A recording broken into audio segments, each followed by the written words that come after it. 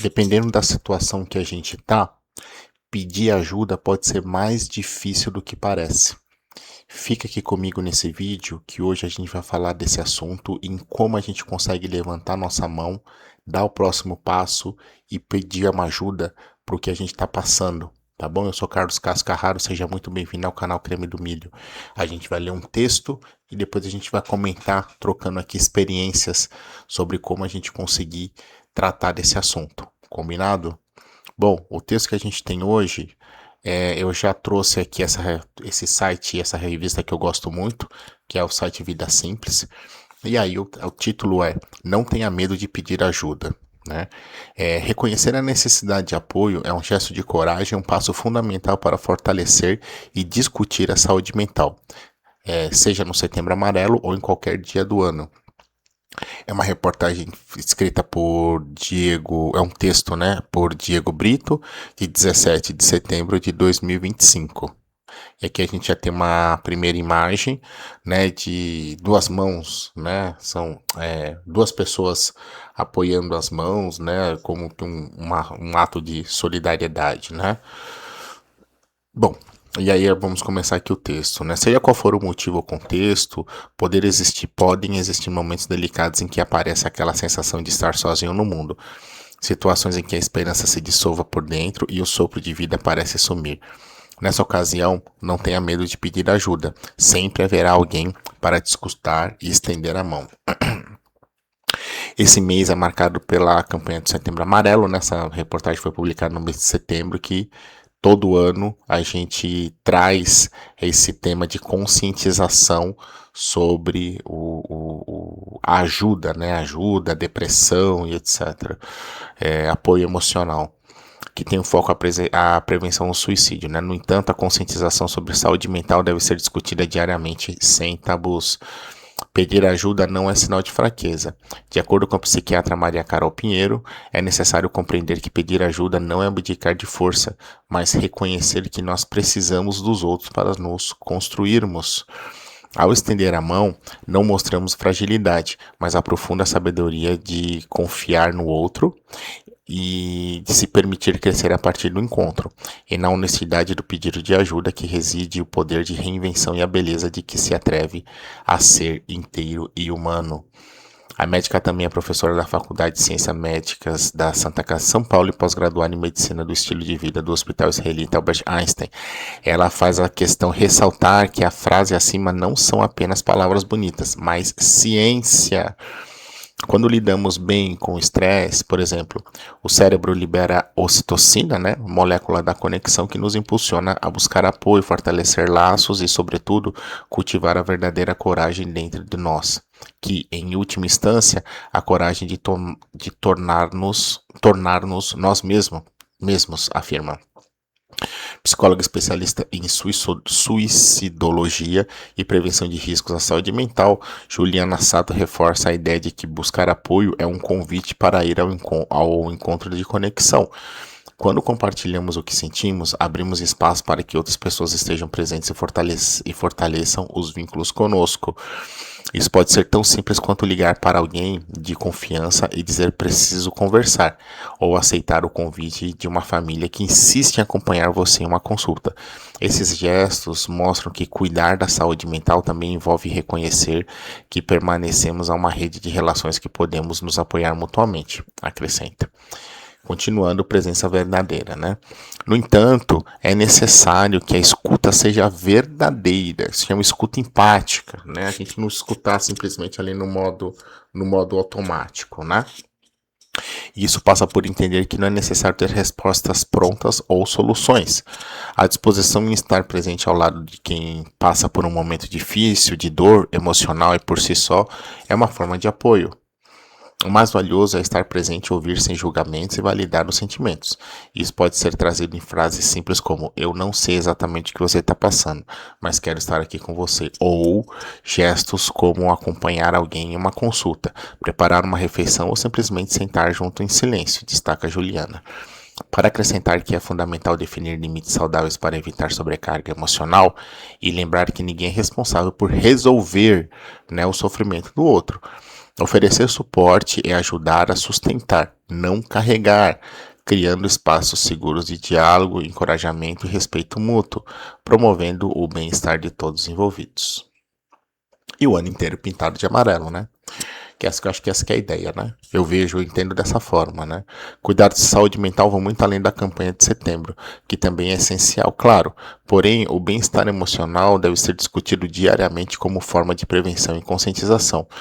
Maria destaca diversos fatores sobre o tema. É fundamental combater o estigma sobre saúde mental, apoiar políticas públicas e participar de iniciativas comunitárias de saúde mental, tornando o tema presente nas escolas, empresas, famílias e nas mídias sociais.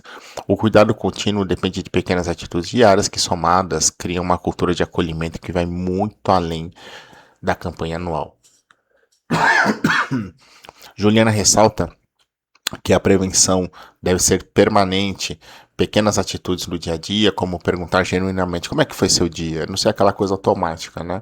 Abre espaço para conversas informais, respeitar os momentos de silêncio, mas se colocar também para quando a pessoa quiser conversar ou se abrir. Ajuda a manter a atenção para além de setembro, diz. A psicóloga acrescenta que toda dor merece ser levada a sério. Não existe uma régua que determine quando é legítimo pedir apoio e nem se uma dor é maior do que a outra. E se existe, o que existe é dor emocional e as causas são multifatoriais. Não há uma causa única e nem uma única forma de buscar ajuda. Se algo está trazendo incômodo, angústia ou sensação de peso, já é motivo suficiente. Isso pode significar desde marcar uma conversa com um psicólogo até se abrir com um amigo ou pedir companhia em um momento difícil. Procurar suporte é válido em qualquer etapa da vida e ninguém precisa esperar chegar ao limite para ser acolhido. Ações individuais, cotidianas, como cuidar do sono, da alimentação, do lazer, do autoconhecimento e do fortalecimento das redes de apoio, também ajuda a preservar o agravamento de sintomas e favorece a construção de ambientes acolhedores.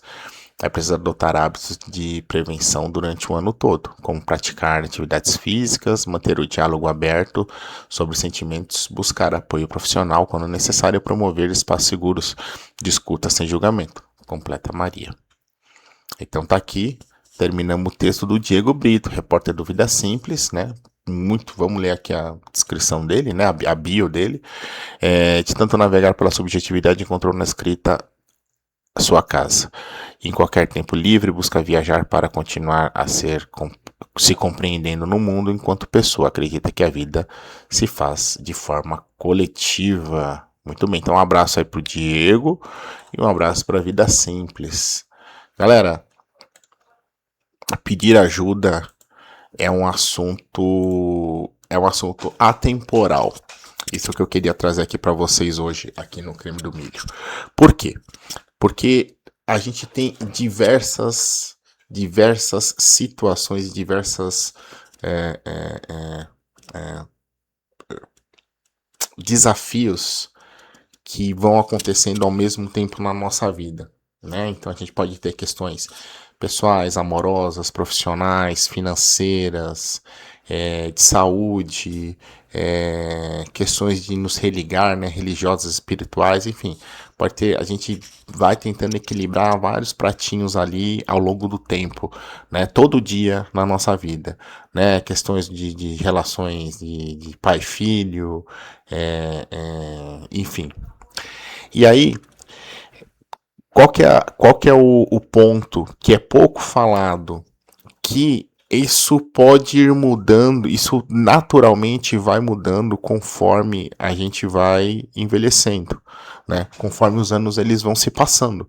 Porque uma coisa é uma fase você solteiro, uma coisa é uma fase você na escola, no colégio, depois na faculdade, depois no primeiro emprego, depois você se juntando, se unindo a quem você gosta, a uma pessoa que você gosta, depois você tendo, se você quiser, você tendo filhos, e depois você mudando de emprego, e depois você perdendo o emprego, enfim, perdendo uma amizade, mudando de cidade, mudando de lugar que você gosta, tendo perdas de pessoas que você gosta muito, que essas pessoas acabam deixando de estar aqui convivendo com a gente nesse plano. Então os desafios eles vão mudando, a carinha deles vão mudando. E aí por isso que, e nem sempre, eu acho que é importante falar isso, nem sempre a gente vai conseguir tocar tudo sozinho. Não vai, não vai. É essa notícia que eu tenho para te falar. E às vezes você vai precisar de várias intervenções. E essas intervenções podem ser desde um café com um amigo até você precisar de uma ajuda, se medicar para poder você conseguir lidar, atravessar aquele mar, aquela turbulência que você está passando, né? Dependendo do que é da sua vida e do campo e etc.